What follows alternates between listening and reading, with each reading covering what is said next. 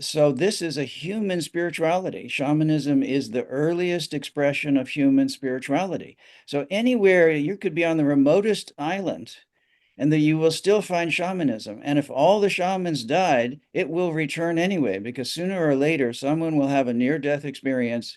They will meet the shamanic realities, they will meet the spirits directly, and they will come back and say, I have knowledge. So shamans are those who know. So it has nothing to do with belief. Welcome to the Transformations Podcast. Here, guests and I will share our transformative experiences and will explore how to find excellence in life. Western medicine is not working for us. Religions are not working for us. There's too much pain and suffering and arguing and discomfort in the world. And the esoteric traditions have been hidden for too long. Very much hidden. Yeah. And I find it interesting that in just traditions like, say, Christianity, there's a whole section of the Christian mystics that is separate from the regular Christian teaching, you know?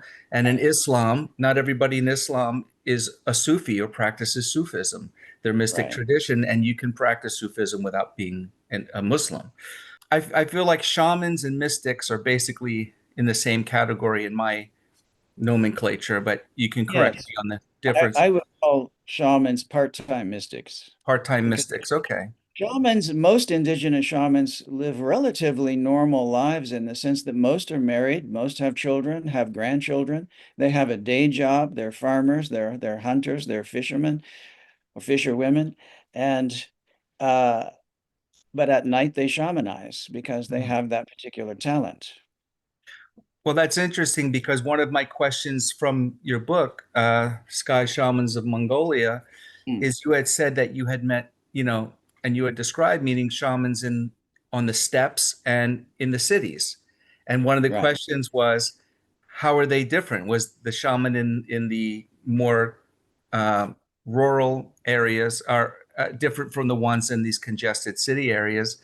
Meaning really. they didn't have like a medicine shop, right? They were just normal people during the day. Yeah, it depends. I mean, because Mongolia shamanism has revived over the past 25 years, because during the communist era, Mongolia was the second communist state after the Soviet Union. So 1921, they were a communist satellite of Moscow and basically controlled. And Moscow called the shots, and Moscow wanted the shamans out. They wanted the Buddhist monks out, and thousands were murdered or sent to gulags and prisons. So nobody wanted to say they practiced shamanism. Nobody wanted to say they practiced Tibetan style Buddhism for 70 years. Lineages did survive over the border, either in China or in the Russian Federation, the previous Soviet Union, or in rural areas in Mongolia. Now, these are the traditional lineages. My book is leaning more toward discovering the universal shamanisms because I think that's what the world needs right now. It's great if you have the time and you have the capability of going to live with an indigenous tribe for years and years. You have to learn the language. You've got to live with the mud and the snakes in the bamboo hut with a dirt floor, and you got to sacrifice those animals, and you've got to do all this indigenous stuff, which is great. And Michael Harner, in a sense, saved us a lot of time because he did all that. And he's the creator of universal shamanism, right? Or the constructor of that idea. He distilled what he discovered to be shamanic techniques, the common shamanic techniques all around the world. I mean, in a sense, he was extending Eliade's theoretical idea that there is a universal human shamanism that comes up no matter where you are. There's an old style, very materialist point of view that shamanism is some kind of a religion or belief system that started in Central Asia and spread out on horseback over the entire world. But this does not explain a 70,000 year tradition of shamanism in Australia or the Arctic areas or in the New World. so this is a human spirituality. Shamanism is the earliest expression of human spirituality. So anywhere you could be on the remotest island and that you will still find shamanism. And if all the shamans died, it will return anyway, because sooner or later, someone will have a near-death experience.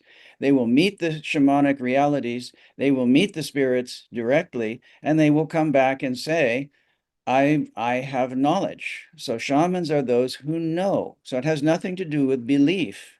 Believing is in fact can be counterproductive.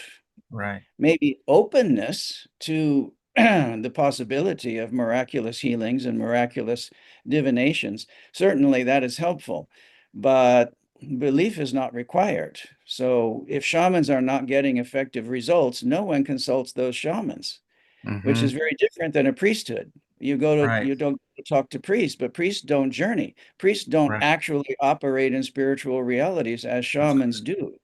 Now, there Right. might be a few weirdo priests somewhere who actually do journey, who actually do soar in these other realms, who actually do speak to the angels, the archangels. I mean, Swedenborg comes to mind, Rudolf Steiner, That's true. Daskalos, other Western mystics. But they're the oddballs, and they're usually kind of even excluded, or people talk about them in a whispered hush, like it's embarrassing. Right. Well, I mean, And I I, think that's the point between the difference between mysticism and religion is the mystics tend to they're the ones who have a direct experience of God, and the yes. churches and religious schools or associations came in to say, no, we're the intermediary between you and Mhm. God. You need us. And it Yeah. became ritualized and spoken and kind of handed down, and anything they don't want that would empower individuals went out the door. I always chuckle a little bit when I hear about a university degree in divinity or a master's degree in divinity Where's the or a experience? PhD in Right. divinity. It's like you really think just reading a lot of books about what Right. somebody else said about the ancient prophets. And those were the prophets, the progenitors, the originators of all the religions. They're the ones who were going directly into these spiritual realities for Right. direct revelation, which shamans are doing every day and which we'll be doing right here in Bali tomorrow. So that's living spirituality. So Right. it's been said that religion is born when the last shaman dies, Mm-hmm. because people are no longer practicing. They don't Right. know anymore. They only believe. Well, okay, the old shaman from a few generations ago said this, and they performed these miracles. And hey, maybe we should write this down. And so a bunch of people write different stories and they put it together in a book. And suddenly, okay, this is the packaged book. And the king or queen says everybody's got to be on the same page. Everybody's got to believe this book, and our spirits are better than their spirits. And then we're going to have a priesthood who studies the book and interprets it for everybody. Oh, but then we have to build a building around the book, around the priesthood, and suddenly you've got religion. Now, that that's not to say everything is bad about religion. I mean, if you're just living the workaday world, then on Friday, Saturday, or Sunday, depending on your cultural background, you have one day off a week where you think about soul, you think about the larger reality, you think about God, the all-pervading awareness or enlightenment. That's very useful. So exoteric religion does have a place, it's just very limited. Mm-hmm. But I think you're right. Like I would say most people in the world don't have the time and don't have an inclination, well, at least here in the West, don't have an inclination for direct mystical experience, right? Or direct divine experience. I I I think Many it's don't believe it. changing. Hmm. Yeah, many don't believe it's possible, but I think sooner or later they're going to put down their beer and turn the TV off and Good. say, "What is this all about?" And especially if they're blessed with older age, then they start thinking about, well, what's next after this? I mean, any physicist can tell you energy is neither destroyed Or uh, created. or created. It's just transformed. And the same goes with consciousness. And any physicist can tell you that consciousness is in interplay with matter. And other physicists would say matter is simply condensed thought, which is condensed into light. which is Right. condensed into matter. This is any physicist can tell you this, but most people don't operate under that uh, paradigm. Yeah. But shamans do, because shamans know, because they actually practice spirituality. They actually do experience merging with angelic deities.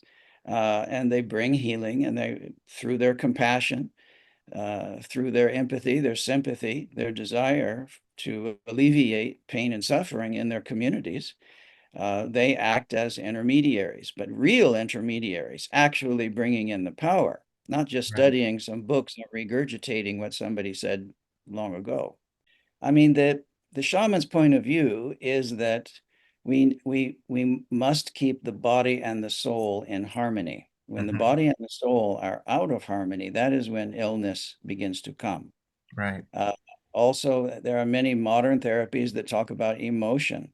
Yes. Uh, and emotion is emotion, energy in motion. And the moment that emotions are frozen and stuck, the disharmonies come, and eventually disease develops because of a continued disharmony between the soul and the body.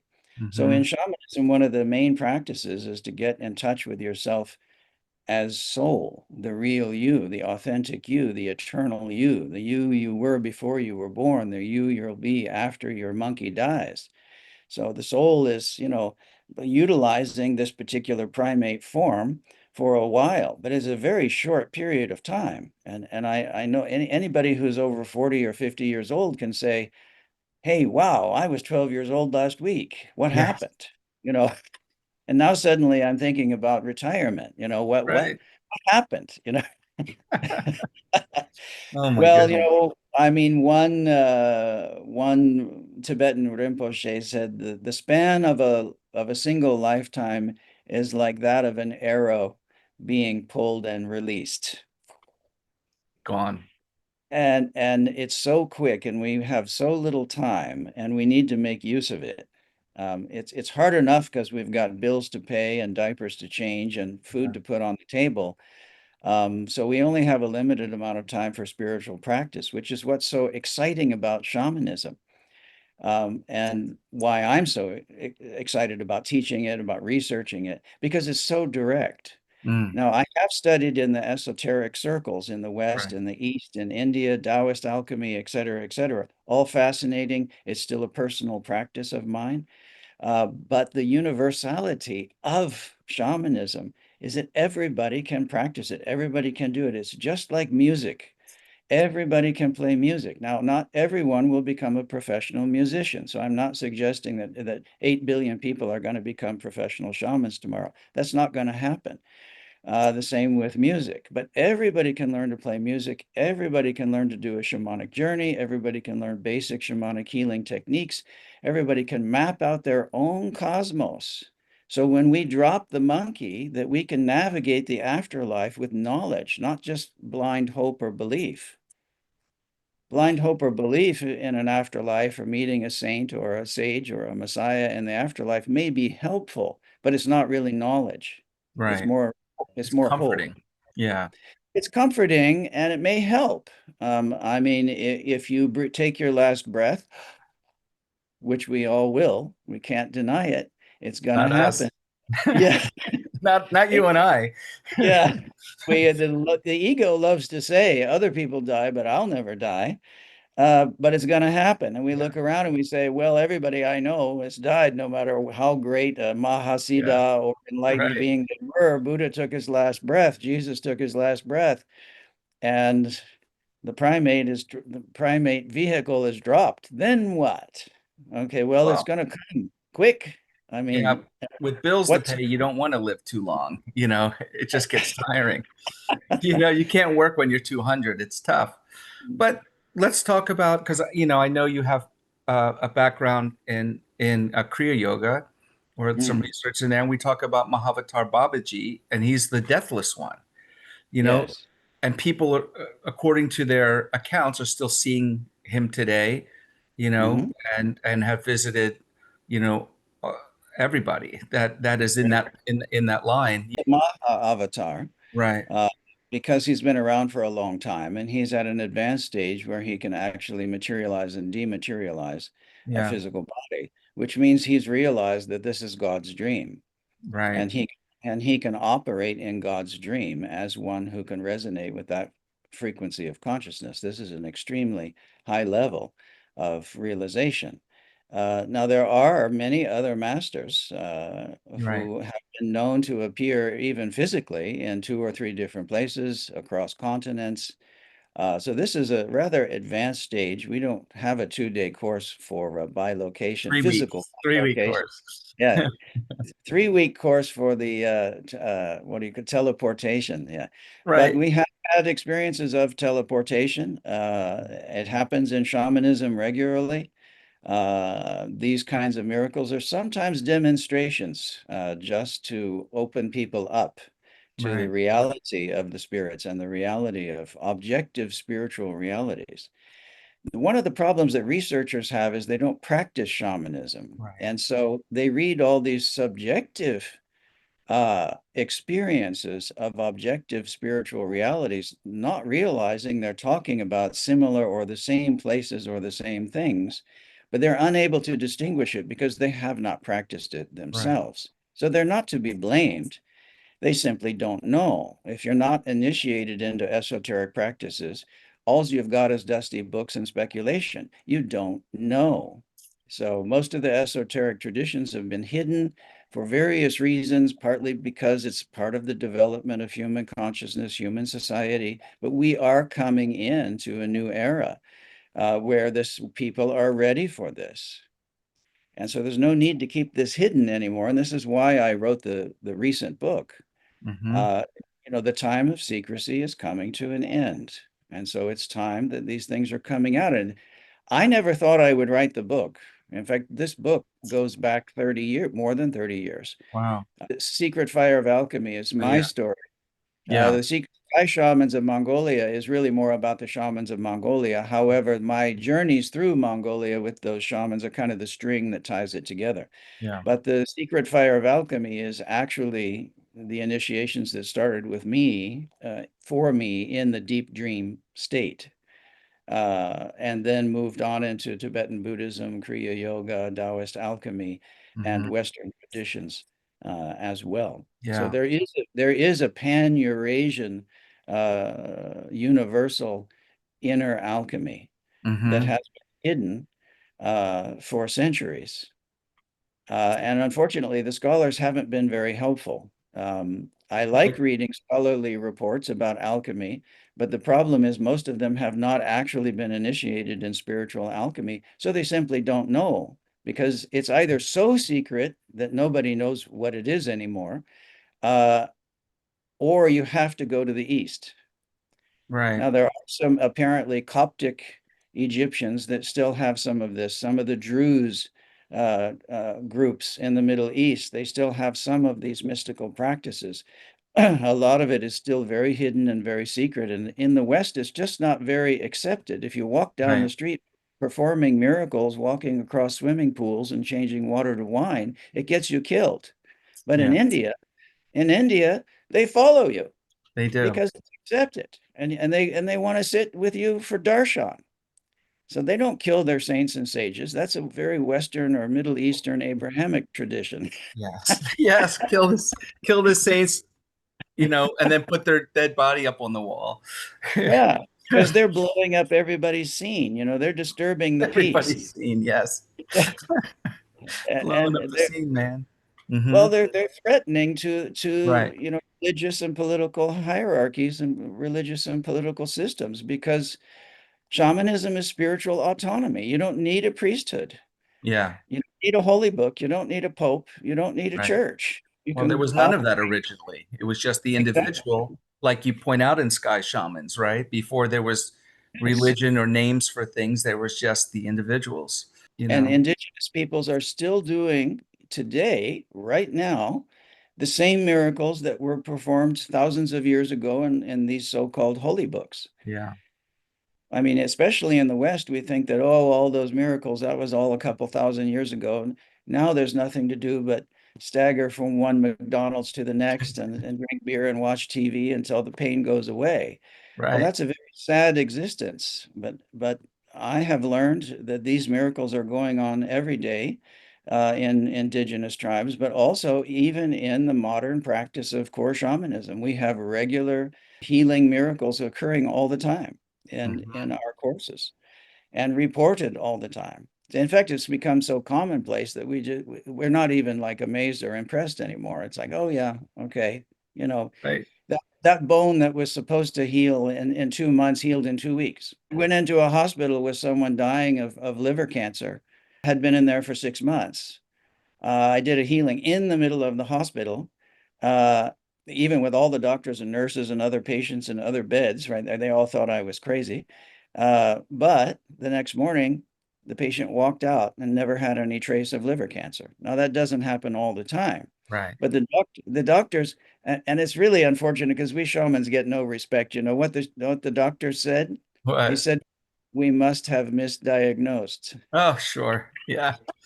Now, So she your had a scans were wrong, your file. this thick of 6 months of dying of liver cancer. I mean, those tests were not wrong, but they Yeah, had no other explanation. of course. Yeah, So they had to say, well, it couldn't have had anything to do with that crazy guy with the rattles who came in here and disappeared. that's right.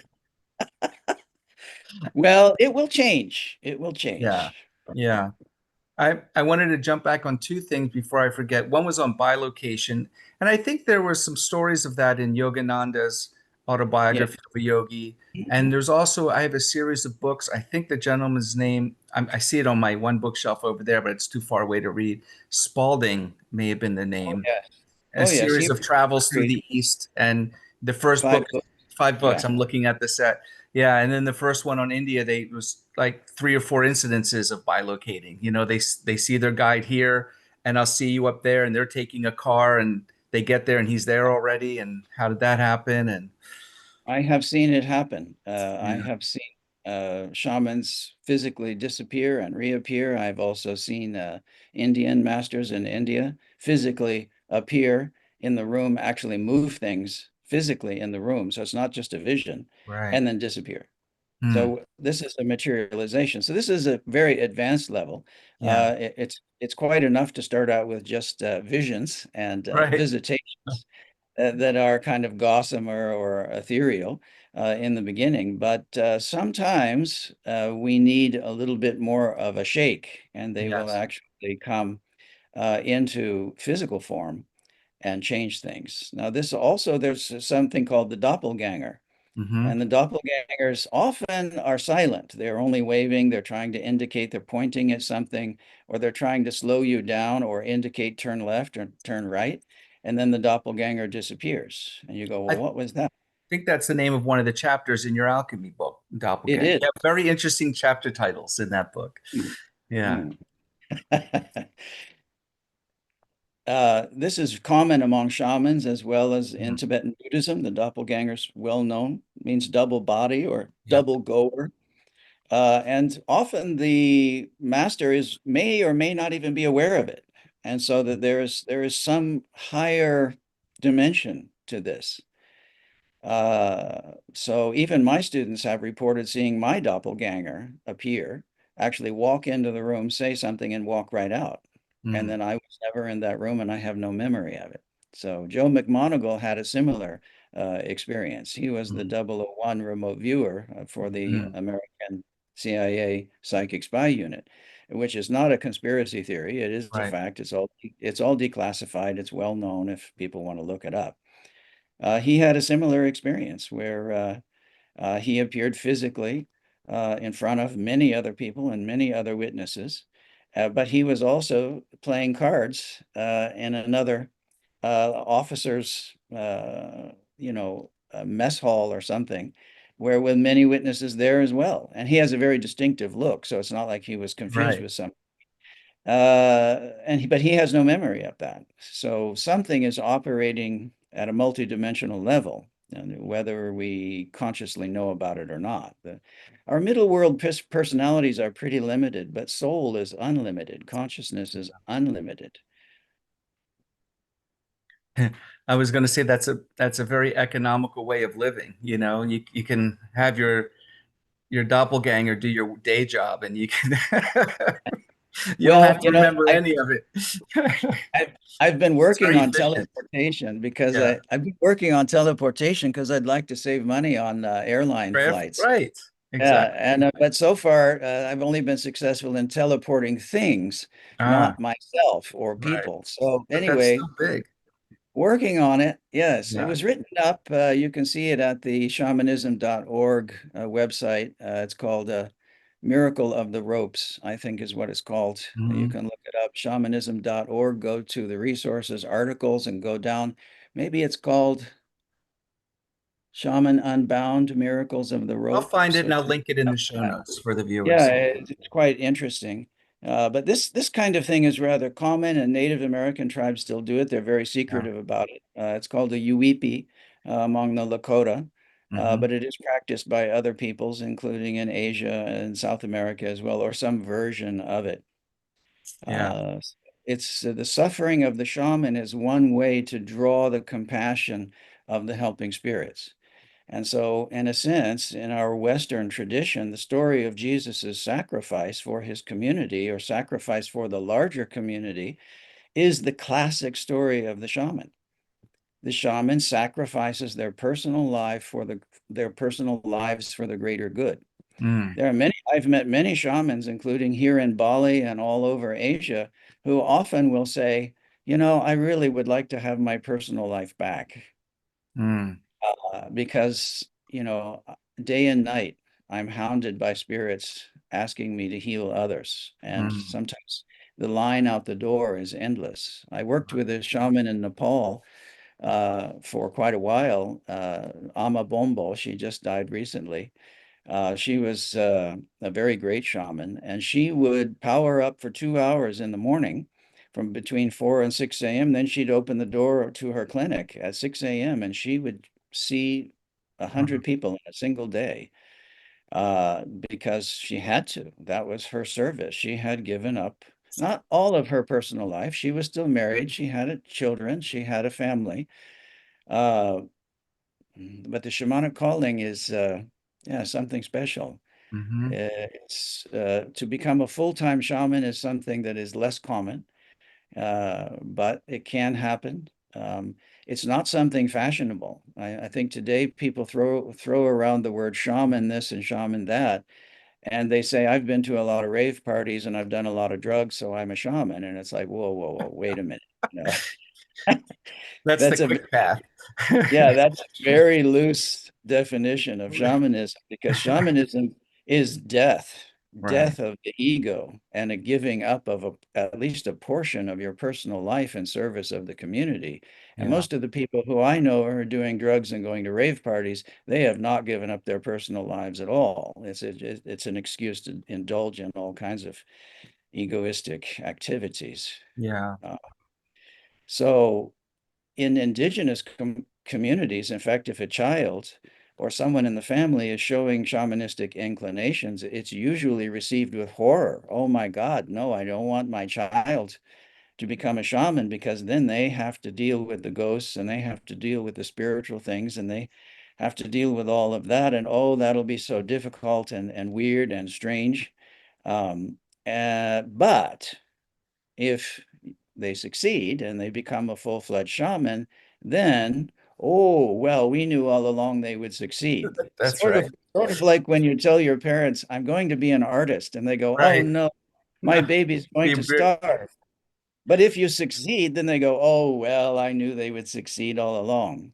yeah. So, shamanism, becoming a shaman is definitely not a fashionable thing to do in indigenous communities because they know the sacrifice is so difficult. Yeah.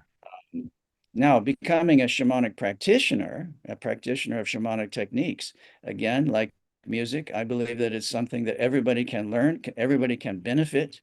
And at the very least, even if you're not serving the community with this kind of practical magic, this healing and divination, you'll know how to navigate the afterlife better because you've been there. You know where Right. you're going. So how did Most the people mm. I'm sorry, continue. Most people, sorry, take their last breath and they have no idea what's going on because they spent their whole life chasing money, drinking beer, watching TV, and boom, suddenly it's over. And it's like, well, now what? And they have no idea. And then they may have some vague inkling of, somebody in the temple or somebody in the church said something about an afterlife. Well, hopefully that's enough to help them navigate it if they have enough personal power to do that. And by power, I'm talking about spiritual vitality, not Mm, power over others. right. Anyway, you were going to say something and I cut you off. Sorry, no, I was cutting you off by accident. Do you think that everybody has I don't know if the word internal is right, has the personal capacity to reach full levels in shamanism as a practitioner? Like with music, you have, prodigies who they're 5 years old and they can play Chopin and Mozart, and others like me who played for 15 years and I can't play anything.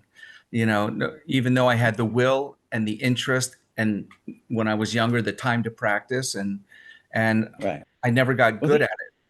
Well, what my new book is very much about is soul trajectory, and that Hmm. is that I believe that all of us, not just the famous people who we hear about, but all of us, are on a particular trajectory. We have our soul's deepest desire and a trajectory of development of the soul, but also that is in relationship to the development of human consciousness.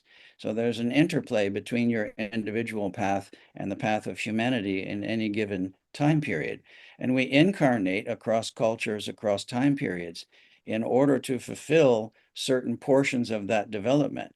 But if one does not re-identify with being the spirit, with being the soul, and spends their whole life just worrying about taxes and mosquitoes and the rent, then there's no chance to, it just takes a lot longer. Mm. So not all shamans talk about reincarnation or multiple lives, but as I write in Sky Shamans, the tradition in Tibet of reborn lamas returning actually comes from Mongolian shamanism. And the Ah, Tibetans don't like to talk about that right. uh, because they like to say that shamans are just the wrong believers and their primitive superstitions and Buddhism is the better part, even though 90% of Tibetan Buddhism and the most powerful techniques in Tibetan Buddhism are all from shamanism. Mm, In fact, Tibetan Buddhism is kind of the last surviving of the old mystery schools. right. Um, so we have to redevelop them and give the new mystery schools a rebirth, which is what I believe is happening. And this is partially happening through the rebirth of shamanism. But also my book, The Secret Fire of Alchemy, is to demonstrate that inner alchemy, known as Nadan in Taoist alchemy, Yeah. or Rasayana in India, is a universal pan-Eurasian tradition that has been known to going back to Egypt and Persia and, perhaps even pre-flood knowledge. Uh, so this is something that's been around a long time, but it's been very well hidden. And I thought, I simply cannot leave this world unless I leave this account that I wrote of a 15-year period of my life. Yeah. Um, I hesitated to write it because it's deeply personal. But I thought, I don't care anymore what anybody thinks. I may be criticized. Some people are going to not believe that those things happened. I don't care. I have to get this story out because the people who are meant to read it and meant to understand it, Right. they will get it. And the And others aren't your audience. the naysayers don't matter. I mean, if you're not ready to hear this kind of thing, you're not ready. Right. And like you said, one of the first things is to drop the ego, right? So putting out the book is another step in the ego of I don't want to share, I don't want the flack coming back. It's okay. It's okay. Mhm. Yeah. Well, that's part again of the shaman sacrifice. Yeah. The shaman sacrifices a portion of their personal life for the good of of the larger community. It's the classic path. It's just this is played out over and over and over. And if you look at any of the esoteric traditions, there's always, whether it's Christian Rosenkreutz or whoever. I mean, it's someone who has gone through hardships, made breakthroughs, and brought back the benefits for the community, whether it was accepted or not. Hmm. And in the case in the case of the Galilean shaman from 2,000 years ago, half the community accepted it, the other half didn't, and then they got the Romans to kill him because he's inconvenient. So I hate inconvenience. now in India, I mean, in India, Buddha rebelled against the Hindu priests. The Hindu priests at the time, they were making some pretty good money. Hey, pay up and we'll do all these ceremonies. We'll take care of things. We'll do the funerals. We'll do the weddings as long as you keep paying up so we can sit on our butts. And and so he said, you hypocrites, you don't have the real knowledge. You don't even understand your own scriptures. Right. And so he said, I'm going my own way. I mean, literally, enlightenment is at hand, and you can achieve this through direct spiritual intuition and practice. And so Jesus did the same thing. He said to the Pharisees, you hypocrites, you don't even believe your own scriptures. And so he just totally flouted them and said, I'm going my own way, and was performing miracles left and right. And the Pharisees said, oh, this guy's inconvenient for our Yeah. priesthood. So We let's must get the cleanse Romans the to get rid of inconvenience. him. Yeah. Yeah. Yeah. So who But it's knows? Mark Wiley might just become inconvenient, and no, then no, no. we Don't call get that the in. Romans. Yeah. Don't call that in. Putting a You shield get, around. yeah, then you get to experience what real sacrifice is Yes. about. I've been inconvenient for too long in too many places.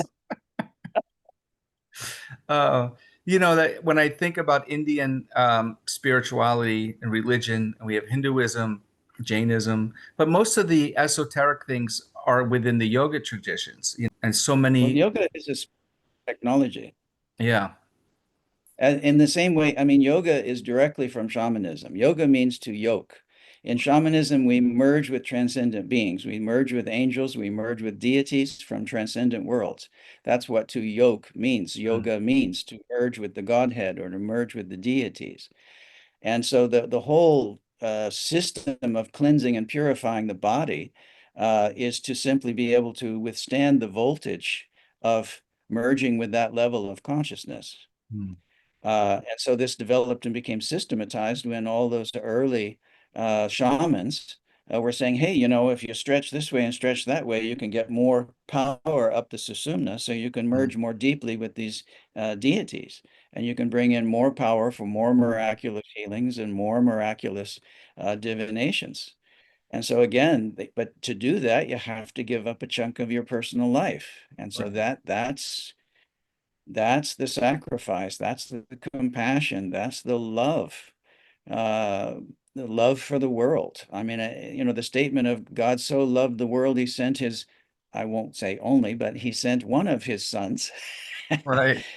back, who was probably a liberated being already. I mean, Right. Yogananda said actually he had been liberated in previous lives, that he didn't need to come back, but he did out of his compassion, out of his love for humanity, out of service. So fortunately, he didn't have to go through the same kind of suffering anyway. Right. And I think many do. And the shamans of Mongolia were known to reincarnate back into their tribal groups. And you know how they identified? Mm. If a shaman had reincarnated, Birthmark? by the birthmark is one of them, but by the tools, Mm. more importantly, by the tools, which is exactly how Rinpoches are re-identified, tulkus. So Mm. this was borrowed from Mongolian shamanism, again, into Tibetan Buddhism, but they don't like to talk about that too much. There's It's ethnocentricity inconvenient everywhere. to speak about that. Yes. Well, every group likes to think that we've got the answers and Of our course. our group is better and our lineage is somehow better than that other lineage over there. And so this is the middle world. It's endless Yeah. Ego trips. misunderstanding, conflict, and competition. um, is that you were talking about the powers that the yogis were developing and the new different postures and breathing methods Mm, and whatever. But then one of the yeah. traps is to get you don't want to get trapped in the cities, right? You don't want to get Right. stuck by them. Right. But they're important along the way. So I think I just from my I'm assuming that many of them decided not to focus on those to keep going toward ultimate enlightenment, but those cities are important because you have techniques to help to heal, to do all kinds of things now that they need to be focused This is on where the for a shamanic, time. sorry. No, no, that Mhm. Well, this is where the shamanic path slightly differs from the mystic path. The mystic mm, path is where you shave your head, you change your name to Markanandaji Baba, and you thank you. live in an ashram, you live in a cave, you Right, go to the monkery, monastery, you separate yourself from society, you go celibate, you go vegetarian, and then the goal is permanent merging with the Godhead or right, permanent merging with the deity of your tradition. And that means you're probably going to be dysfunctional for a while, which means you're not going to be able to hold down a job. You're not going to be able to support a family because your full-time goal is right, merging. So I want to graduate in one life. I don't want to have to come back again. right. Whereas the shamanic path is a little bit more involved. They're part-time mystics. Yes, they do have experiences of cosmic union, of yoking, yoga, merging with the Godhead, merging with the all that is. But they come back and they live relatively normal lives in their community. Now, indigenous tribes just don't have the luxury to support a full-time priesthood because everybody's got to work, everybody's got to Yeah, pull their weight. for sure. So even the greatest of shamans, they're out there fishing in the morning at 6 a.m.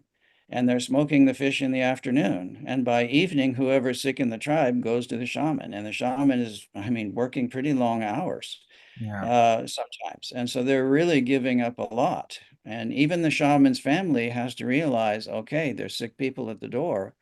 So dad or mom is going to have to do that, do what they do. But they know that it's for the good of the community. Hmm. Now, the cities that come with shamanism and the cities that come on the way of the mystic path, uh, the shaman turns those cities in service of the community. Mm, Now, there is a warrior path or a sorcerer's path, which is I'm going to use the cities for me, me, me. Or the warrior's path who says, I'm not really concerned about the good of my community. I'm just going to live free. I'm going to do whatever I want. As a little bit of the left-hand path right. in India, for example, indulgence. Wandering sadhus.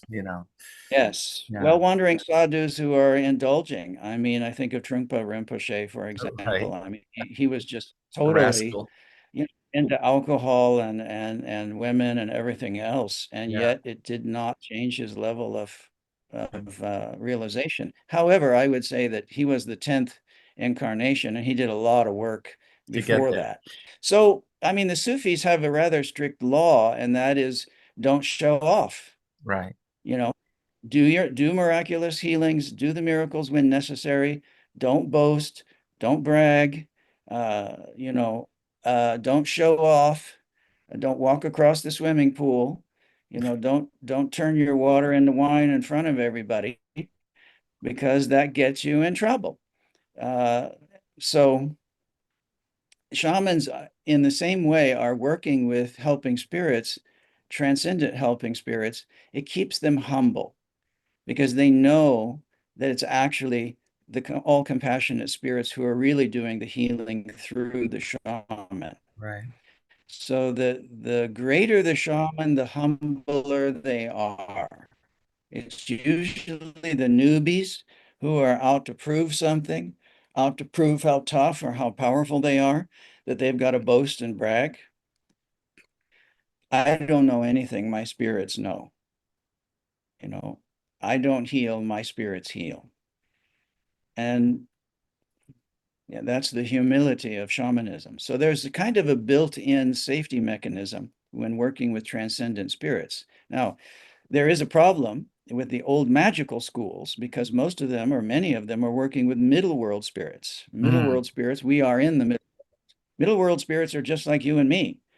Sometimes we're a very nice fellow, and sometimes we wake up on the other side of the bed and we're not so nice. We're a little bit fearful, a little bit greedy, a little bit irritated, short-tempered, whatever the case may be. Well, spirits in the middle world that may not have bodies, they're not enlightened either. And so they have their bad days and they have their agendas, they have their biases. And mm, so if you work with middle world spirits, you're going to be, it's like working with mercenaries. Okay. Right. Mercenaries are loyal to you as long as you keep paying them. So the transcendent beings, though, they already have everything they need. They don't need a bucket of chicken blood and some vodka, Right. because in the transcendent realms, they get everything they need. And so they're doing their work, compassionate work in the middle world for us because of their own natural love. Mm. Just as if a child was running toward a fire or running toward a cliff, you just naturally stop the child. You don't Right. have to think about, will I get paid or will I become famous? Will I be in the newspaper? I saved a child from going off the cliff or running into the street. No, you just do it out of natural compassion. And so Mm. that's what as I understand it anyway, the all compassionate spirits, we can call them angels, bodhisattvas, higher dimensional beings, whatever you want to say. Um, Now, in the shamanic path, something that I often say in my courses is that power and compassion have to rise equally, Mm. because low empathy, then we get a Darth Vader figure. Yeah. A lot of power using the force, but low empathy, low compassion. But if we go the other way, low power, lots of empathy, lots of compassion, that's also quite self-destructive, because then what happens? The person actually takes on the illnesses of Right. clients because they don't have enough power. Right. So the crux of shamanic practice is power management. And by that, I mean the spiritual vitality management. And this, we can learn techniques in a matter of days or weeks, but to actually incorporate them and to actualize them in our lives is really a longer path. Yeah. So certainly someone can come and take lots of courses and they get the techniques, but it's going to be a period of years before they transform to a certain level, where Hmm. they're able to merge more deeply. And there are hierarchies of spirits. In any esoteric tradition, they'll talk about hierarchies of spirits. So there's angels, there's archangels, there's seraphim, there's Elohim. Uh, and in the Hindu systems, there are ranks. Different deities live in different lokas, or the many mansions of my father. Mm. And each one, as you move into these greater and greater levels, so presumably an archangel has more power capacity than an angel, but they also have to have greater compassion, greater love, Hmm. because if you reach the level of an archangel or an archai, even the smallest thought can create a galaxy. And so a tiny little bit of resentment, Mm. anger, whatever the case may be, can be highly destructive at that level. So there's a built-in fuse that if your compassion is not great enough, you will not be granted that power. Mm. And if it is granted to you and you misuse it, you're going to suffer for a while until you learn. Wow. So, I mean, these days, many people are going to the bookstores and opening all these books on witchcraft and all of this kind of stuff, mostly middle world magic, and they're thinking, "Wow, I can use this to get what I want," Right. and not realizing that this may be backfiring and that this may be slowing down. So, as entertaining as the Harry Potter movies are, I mean, it's mostly middle world magic. And this was the conclusion that Michael came to in the Amazon. He said nearly all the Amazonian shamanisms are middle world shamanisms. Mm. Most of them don't journey to the transcendent realms. They're very familiar with non-ordinary reality middle world, and they can even be very fierce. I mean, a Shuar warrior often makes a commitment to stay in the middle world and not to navigate out of Mm. the middle world, but to stay here and wait until some boy turns 15. And then that boy has to go sleep at a waterfall. And then that spirit of the dead warrior possesses the boy, and he returns to the tribe with this incredible urge to kill. Mm. And that's why the Spanish couldn't defeat them. So the Mongolians were doing a similar thing. Mongolian warriors stayed in the middle world afterwards. And so then Genghis Khan and other shamans were able to actually call them and go make war on others, both physically and non-physically. So the Sufis in Persia, they could actually perceive through their own psychic vision the black spirits or the middle world spirits coming with the invasion force. So Mm. if you've seen The Return of the King, the final film, or if read the book, The Return of the King in Lord of the Rings. Remember when Aragorn goes into the mountain and calls the ghosts to fight? That's very, very middle world sorcery. So Lord of the Rings is a great analogy. I mean, he even calls it Middle Earth. I Yeah. mean, it's it's really Right. Midgard, the middle world. And after the ghosts fulfill their obligation to the descendant of that line of kings, they're released. And so they all disappear, if you remember in the film. Hmm. So presumably they were able to leave the middle world because they had fulfilled their commitment. It's really heavy duty old world, middle world magic. Right. Right. That's crazy. Oh man.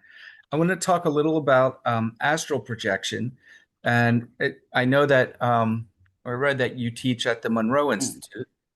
And I Yeah. read Bob Monroe's book, I think in 1992, Journeys Out of the Body. And I was in college, and I probably spent 2 years practicing the techniques in the book. Uh, Mhm. Never being able, I think, to leave my body to travel.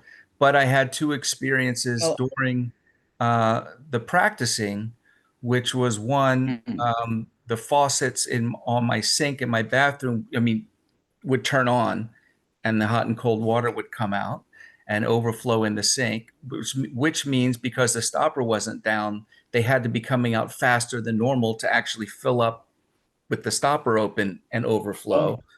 oh And yeah. yeah, and the second one was I was trying to astral project one night for probably for maybe an hour and a half or so. So in this meditation, visualizing, practicing the technique in the book, and I felt somebody sit on the edge of my bed, and I opened my eyes, and there's a man sitting on the end of my bed, Mm. and like, what do you do? I didn't feel that he was there to hurt me, but I felt like, what is this man sitting on the end of my bed? And then I sat up slowly, and he got up and walked out of the hall into the hallway, and there's a set of steps to go down.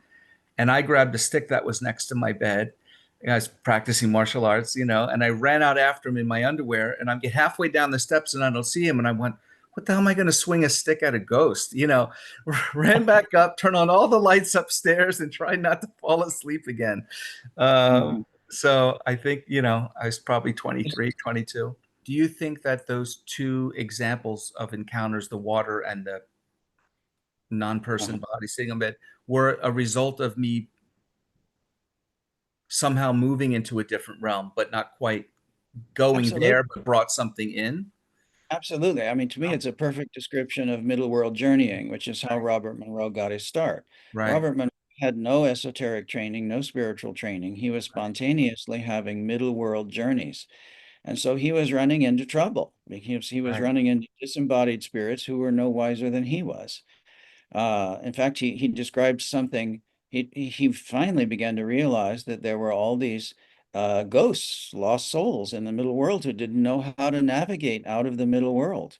He didn't use the shamanic terms. He called it Focus 23 or right, some other, talking about frequencies of this limbo places.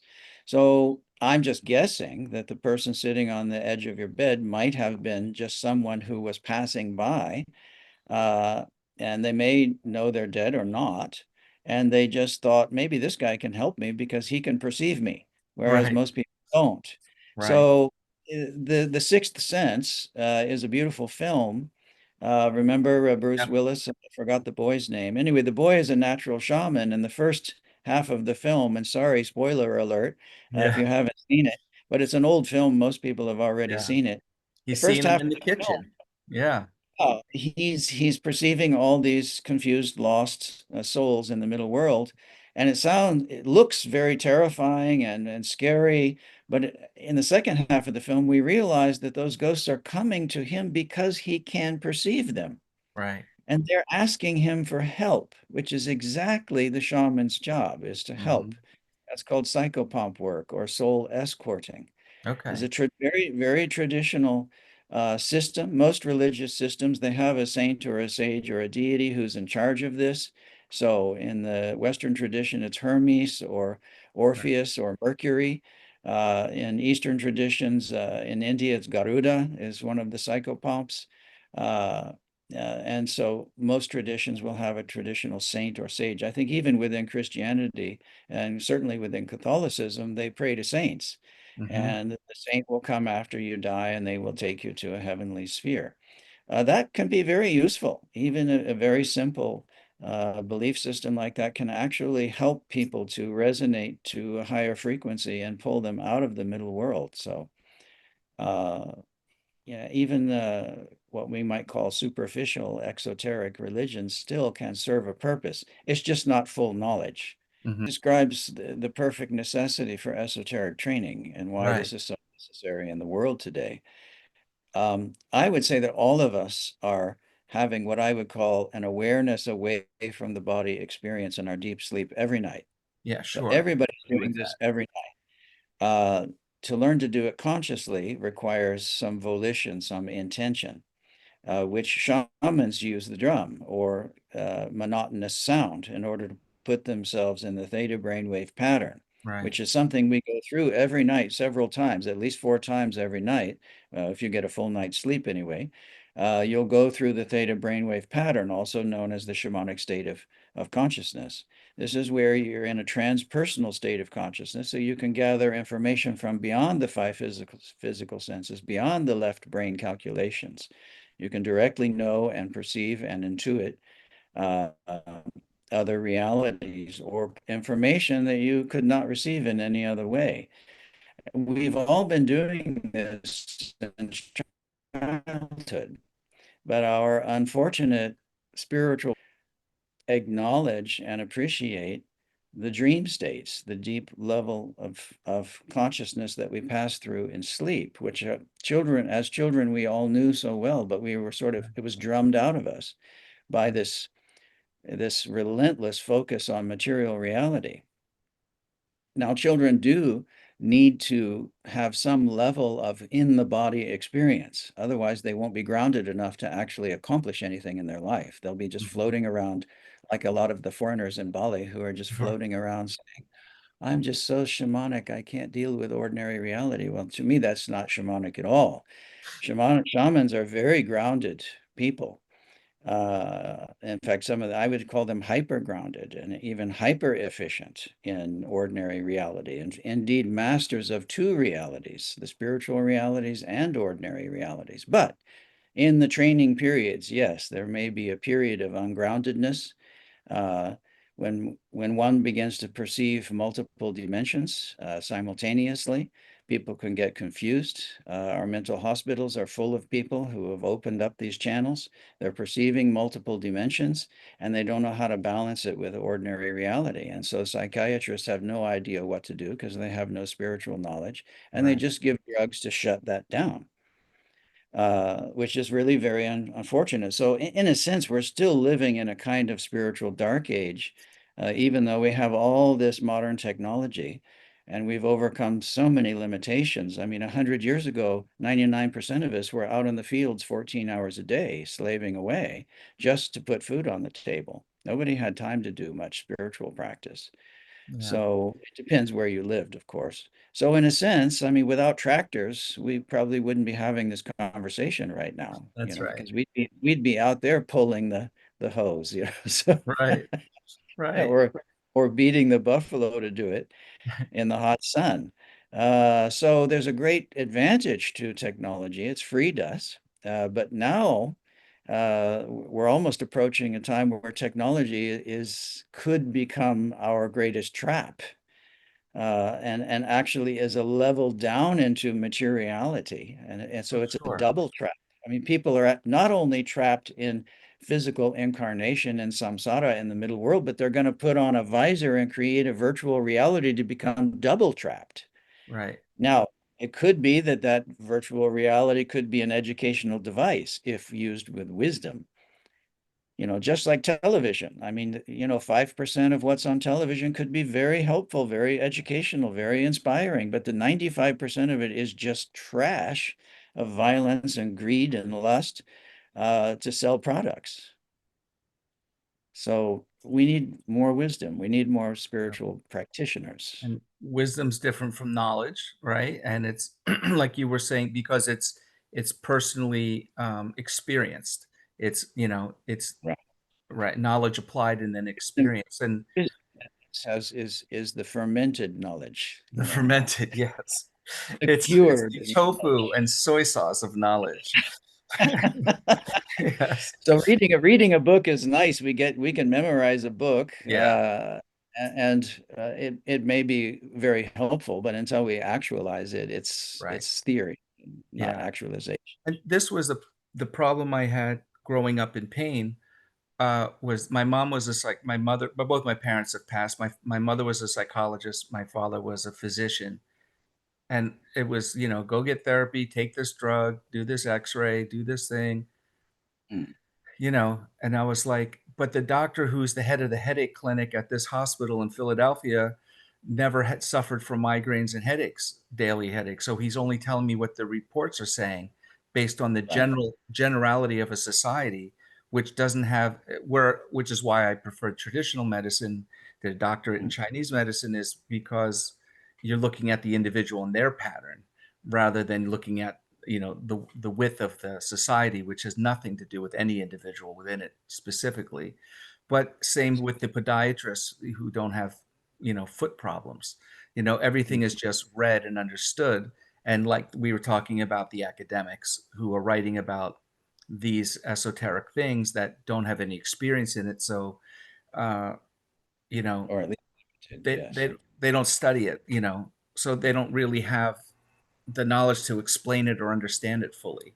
The Mm. writing from the outsider's view.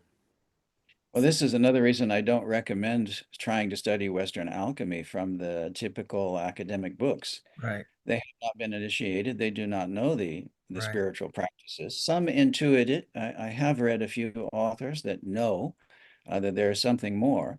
But most of those lineages were broken centuries ago. And if they're still existing, they're extremely secret. Uh, However, the Kriya Yoga lineage is alive, and the Yes. Dumo heat yoga lineages are still alive among the Yeah. Tibetans. Taoist inner alchemy is still Yeah. alive among some Chinese communities. The communists tried to shut it off, but Right. it still has survived in Hong Kong, in Taiwan, in Hmm. Singapore, and is actually going back to the mainland and being rediscovered now. In the later chapters of Sky Shamanism, you talk about shamanism being should be the new religion, so to speak, or new spirituality, excuse me, I for think mankind. yeah, it has the potential to become an operational methodology for working in spiritual realities without the need for a belief system. In fact, in the courses that I teach in universal shamanism, which is the distilled shamanism, we call core shamanism, where these are not borrowed from particular tribal peoples. This is the distillation of the essence of spiritual practice. People will make their own cosmologies, they will make their own maps of non-ordinary reality, their own maps of the transcendent spheres. And so they, in a sense, you could call it do-it-yourself religion. It's build your own religion, but through direct contact with transcendent intelligences. Right. Now, you could take the mystic point of view and say, well, ultimately, we are all of a singular consciousness that is animating the entire universe. Hmm. That's fine. That's the mystic point of view. Shamans tend to work with these deities or spirits or angels or archangels, Buddhas, super Buddhas, middle management Buddhas, what have you, because they have varying interests, they have specialities. In the Western system, we show angels as these babies floating around playing harps, and all the babies look exactly the same. But that's not the case in any esoteric tradition, whether Eastern or Western or elsewhere. there are hierarchies of spirits that have different levels of power capacity. And when you're ready, they will make themselves known to you. And when you're ready to work with them, but you have to show your compassion, you have to show your empathy, you have to demonstrate your love for humanity, love for life, and then they will grant greater power. If they see that, you're out for yourself, and for your own greater glorification, they simply withdraw. They don't punish you. They just simply withdraw. They simply say, this guy's not getting it. So they just pull back Mm-hmm. and they wait. It's never too late. Many of us have gone off the rails a few times. We get a few spiritual powers, and what do? Immediately we want to go out and use it to get what we want. Yeah. And many on the spiritual path have experienced when they get siddhis, all of a sudden the restaurant isn't charging you. All of a sudden, attractive people are coming over to you and want to be with you. And all of a sudden, I mean, all of these things are coming to you. It's very easy to go off on a On me the dark trip. side. Yeah. Yeah. Now, there's nothing wrong with the so-called abundance of what is talked about today. There's nothing. The universe is abundant. I Right. think that there is a kind of Garden of Eden, and the middle world may have been the Garden of Eden at one time. In fact, there are Australian Aboriginal tribes that say the lower world and the middle world used to be one world, Mm. but it got separated because of an infection of ego, an infection of Uh, greed, an infection of fear. And then the two started to separate. So then people are locked into this ordinary reality perception. But if you can walk in the dream time, you can perceive the transcendent lower world, which has no mosquitoes, which has no taxes, which there's no rent to pay, and everybody gets what they need. But can be very earth-like. And that's what we call the shamanic lower world. hmm. The hellish world is here in the middle world, where that's what It we're is. in the We pain suffer world. every day. Yeah. I Usually mean, the by moment, our mind. Hmm. yes, well, I mean, the moment we're born, give me love, give me milk. I'm Right. cold, I'm hungry, take care of me. I Me, mean, me, me. and stop breathing my air. Hey, you. I mean, it's a battle from the moment you come out to get what you want, to get what you need. And it's me. I mean, and it's built into our system. I mean, we've got to cry for milk. We have to Right. gasp for air the moment we come out of the womb. And it's all the way, it's a mad rush running toward our desires and running away from our fears like a hamster on a wheel, all the way to our last breath. And then when the monkey's finished and going back to the earth, we say, what was that? What happened? Right. What happened? So I'm going to read something. I pegged some pages here. Personal myth, page 179 of Sky Shamans. I'm just going to read a few sentences here. There was a time when I wondered how much of my shamanic practice was completely subjective. When I was making it all up to suit my needs, were the spirits I knew and worked with truly objectively real? My doubt and questioning changed in 2000 after a series of non-drug induced initiations by a group of spirits at an ancient site in Central America. Now, I think of, I'd like you to describe that event if you wouldn't mind in a moment. But I'd just like to say that I think a lot of um, we're brought up after, from childhood on to believe that, like you were saying earlier, these things are to be discarded. They're not real. All the fairy tales and the cartoons and the things get pushed into you as a kid and then pulled out of you right after that. They're not real, instead of letting you keep believing. So then later states in life, I feel like we have to believe, did I really just have a kundalini experience? Did I just really feel God's grace in me, or is it just my own subjective wishing? So it seems like you had this same experience until something changed it that was powerful enough to Well, change that. uh, eventually there will be concrete results here in ordinary reality, Mm-hmm. which will finally shake us awake. Many people avoid this or run away from it. Others are turning toward it. Hmm. And so those are the ones who are reading the books like on your bookshelf back there, Yeah. or listening to this podcast because they're already looking for the way home because they know they're lost and in the middle world. And it's like, well, wait a minute, I want to wake up out of this. Yeah, I realize this is the matrix. This is an illusion. What's going on? What's the bigger picture? And so we start searching, we start looking, reading books of other persons who've broken through to the other side, so to speak. Maybe we take some psychedelics and we have a temporary breaking open of perceptions, but then it wears off and we're left with being almost the same, maybe a little bit transformed by the experience, but ultimately not really transformed, just Right. got a temporary view or a temporary window view of greater realities, which can be really helpful, especially for the old 1950s mentality, which was pretty much like a block of wood. And the 60s came along and just opened everybody up.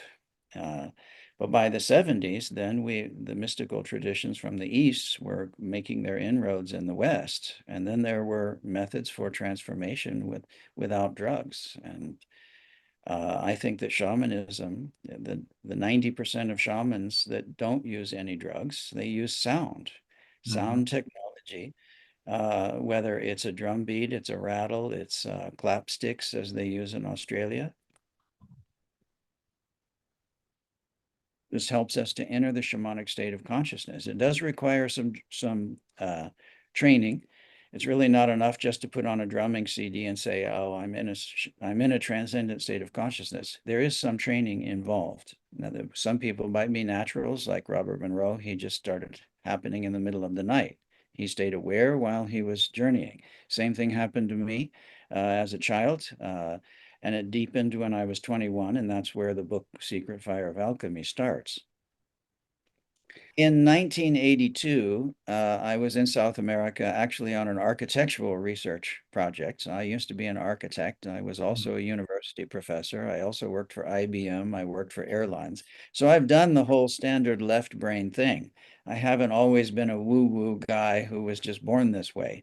I've walked, in a sense, both worlds, very much the ordinary left brain world, but also the shamanic path as well. So anyway, when I arrived, we stopped at several Mayan ruins on the way, Aztec ruins, others, etc., Olmec ruins. And when we hit one, I was just instantly sent into an altered state of Wow. consciousness in that location. And I thought, it was my first time, my first encounter with non-Western consciousness. And when I encountered the native peoples there, who are not Mexican, I mean, they're not Spanish. Many of them speak Spanish, but they're tribal peoples from pre-Columbian peoples. Uh, I experienced a completely different state of consciousness. It's one of the reasons I came to Asia. But I returned in, I guess, was it 2000? Yes, I returned in 2000, and I thought I have to go back to that site. And so I did. Now I knew how to journey to the upper and Mm. lower worlds. So I did. I journeyed to the upper and lower worlds, and I encountered these spirits. Uh, and they had very particular appearances I'd never seen before, never heard of before, and a very particular. There were six of them that had a particular appearance, and a seventh that had a very different uh, experience. And they were actually testing me to see if I could perceive them. Mm. And had to work at it a little bit because this is all going on in a non-ordinary state of consciousness. No drugs, just with a drum beat. And then they opened up centers above my head. And they said, okay, we will teach you. They first said, you're not ready for this, but we'll teach you anyway. Mm. And so they opened up the chakras above my head. I'll call them chakras for lack of a better word. And then I could perceive from this place, all I had to do was look at a person and I could see these like tendrils of the auric field. And I could focus on a single tendril and I could see a vignette, like a video clip of a portion of their life. Wow. Uh, and it was everybody. I mean, it was like permanently opened. But the voltage of the power of that Yeah. was my body wasn't purified enough. Mm. So after 3 days, which were fascinating, I could literally just sit in a cafe and look over everybody, and just their whole life was there. So That's this is, insane. I guess, what natural psychics are. That's their state of consciousness. They can just look at your auric field and just read, okay, well, when you were 3 years old was this, and when you were 11, there was this, and last week was this. It's all there. They can just read it from a vibrational quality. But again, it takes a degree of purification to be able to withstand that spiritual vitality that's rushing through you. That's why many shamans shake when Right. the power comes. So that required some transformation. So anyway, I looked in a book later about that particular Mesoamerican site, uh, and I found those deities, Oh, those helping spirits, and it only exists on one vase, and there's exactly 7 of them, and they oh, had the same appearance, and it exists only on one vase in all of Mesoamerica, and it's only from that site. that's So to crazy. me, that was a confirmation that, oh my God, this is all real. This is not some subjective imagination. And Yeah. it's not just like a remote viewing project. I'd never heard of that vest. I didn't know anything, not a vase, I mean. I'd never heard of any of that stuff. Um, and Michael Herner had some similar experiences. He was Mm. once sent off by a shaman to sleep at a particular waterfall. And this female deity that had a particular appearance and a particular name entered his dreams and gave him some particular information, maybe initiated him into something. And he came back and told the shaman, yeah, well, this female deity named this came, and they said, oh, yes, well, you met our tribal helping spirit, our tutelary spirit, which they did not tell him before. It was highly Right. secret. But so he actually got to experience that directly. So I like to go to ancient sites Yes. with no knowledge at all, nothing. I don't want to know what the scholars have to say about it. I don't want to know what the conspiracy theorists have to say about it. I want to go there. I want to enter into a shamanic state of consciousness, or I could even journey there now. I don't even have to leave Bali. I can just go there in a shamanic journey and be there and have my own experiences. And later, I'll see what the researchers have to say. See if And it matches up. often I get confirmations. Wow. Yeah. And then I feel like, okay, so yes, we all have a subjective experience, but yes, these are objective spiritual realities. Right. And so, in the same way, I often talk with my students. I say, we can all come to Bali Island. And Bali Island, we can all agree, objectively exists. Okay. It's there, it's in material reality. It's been dream densified into material reality from thought to light to matter. It's there, it's here. There are roads, there are ice cream shops, there are temples, there are beaches, there are volcanoes. They're there. But if a group of 20 people arrive in the airport and I say, okay, you've got 24 hours to map out Bali, well, everybody's going to run out and they're going to have their own subjective experiences of an objective place. And they're all going to come back with different descriptions. Now, an anthropologist who only reads those descriptions is going to say, this is crazy. This can't be a real place. Bali doesn't exist Right. because nobody here is agreeing on everything. They agree on a few things. There's an Mhm. overlap, but not everything. So this must be just some made up fantasy land, pie in the sky. But I disagree. Shamans are experiencing, they do find very similar places in the afterlife and spiritual dimensions. They just subjectively describe them according to their own culture, their own background, their own language, their own history, their own time period. So this is the confusion of the middle world when we read, religious scriptures. They're wonderful. They can be inspiring. But when you get locked into a very particular cultural interpretation of these spiritual realities, and then you go to war about it, Right. our prophets are better than your prophets, and we've got the answers because our prophets are better than yours. I mean, this is just the middle world madness. And so in many traditions, some of the basic training is meditation, especially in India. In China, it's Qigong practice or Neidan practices and meditation, Taoist quiet sitting and others. What Mhm. in shamanism, what are some of the basic trainings? Well, essentially, at least in my tradition, we learn shamanic journeying right away. Mm-hmm. And that is to get out of the middle world into the transcendent realms. And that is to make our friends and allies in the transcendent worlds. And the easiest spirits for everyone to resonate with are our guardian spirits, our guardian angels, also known as power animals, because these guardian angels usually appear as animals. And Mm. this is why children are so in touch with animals. If you try Yes. to talk to a 4-year-old about Buddha or Jesus, they don't care, they're not interested. But you want to talk about animal stories, okay? The crow said to the fox, who said to the Right. bear this, and they say, yes, what did they say? And, they want to make animal sounds, they want to play with animals, they want to go to the zoo. They're more attuned to this because they're still in touch with their guardian angels very closely, and in many cases, more so than their own parents. Mm-hmm. I saw the most fascinating experience when I flew into Phuket to teach some classes. The plane landed and we all stood up to get off, but they didn't open the door, and we're standing there, and it's getting hotter and hotter. And there was this 2-year-old just crying like crazy, and the parents were doing everything they could to calm her down, but she just wouldn't have it. She was screaming, crying, uh, and nobody seemed to know why. And this went on and on and on, and I was thinking, oh my God, I just want to get out of the plane.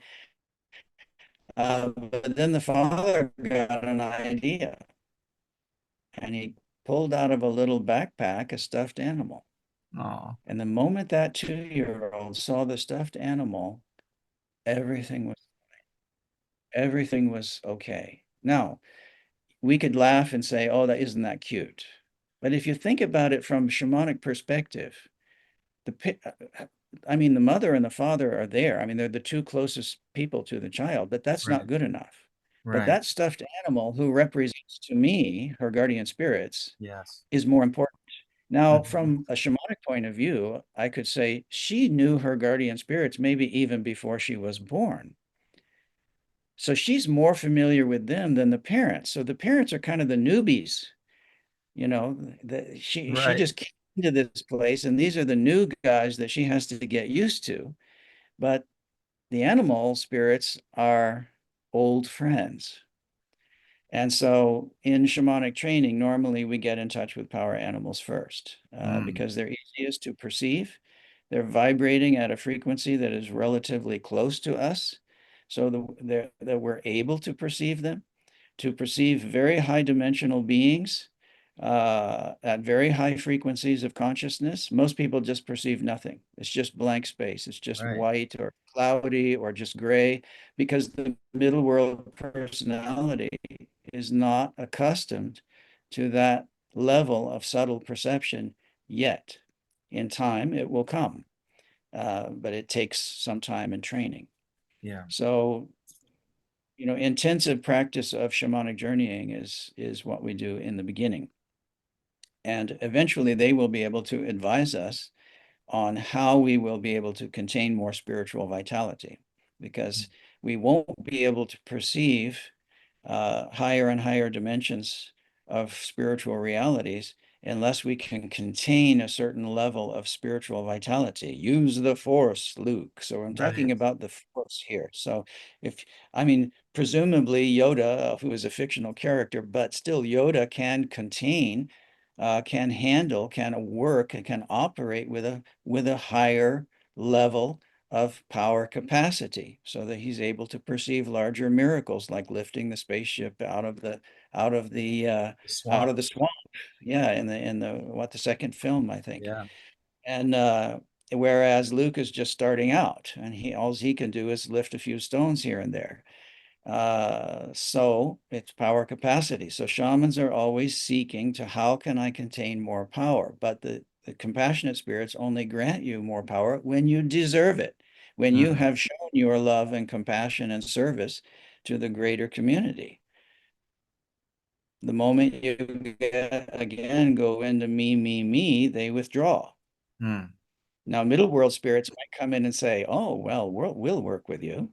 You give us a bucket of chicken blood, and we'll give you secret powers." You Right. know, That sounds fast. and So yeah, and faster so and easier. we normally don't work with help with middle world beings. In fact, middle world beings are confused and need help. Right. Uh, rather than hiring them as hired guns, mercenaries, to do your bidding in the middle world. That's the old world magic. Yeah. Uh, this is the jinn or the genies in the bottle. That's a real thing. In Arabic, it's called jinn.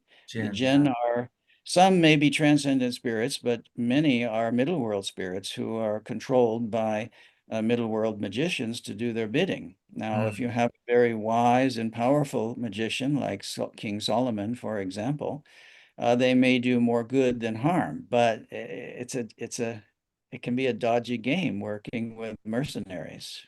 They may turn against you if they don't feel they're getting paid enough. So in my tradition, we simply don't work with them. But I know many indigenous spirits that work with a mixture of Hmm. transcendent spirits and ethnocentric middle world spirits, um, because that's their tradition. Yeah. Wow. So much to talk about. I've already stolen your Oh, whole morning. oh yeah. Well, we've been here for 90 minutes, so Yeah. thank you for having me. Oh, I'd love to do it again soon. These are the two books, Yep. Sky and Shamans of Magnolia. Yes. Sky Shamans of Mongolia and the Secret Fire of Alchemy. I'll have and links my to them in the show and my notes. website, shamanism-asia.com. I've been living in Asia for 40 years now, so most of my life has been here. So I'm director for Asia for the Foundation for Shamanic Studies. Hmm. But I'm also interested in all the esoteric traditions all around the world. And the book I just published is actually the 15 years before I met Dr. Harner. Wow. Uh, and I'm working on Secret Fire 2, which will go into core shamanism, working with Dr. Harner in the earlier years, onto the Monroe Institute, where I was a residential instructor for over a dozen years, and then remote viewing onto Egypt and more. And more. Thank you again. Thanks, Kevin.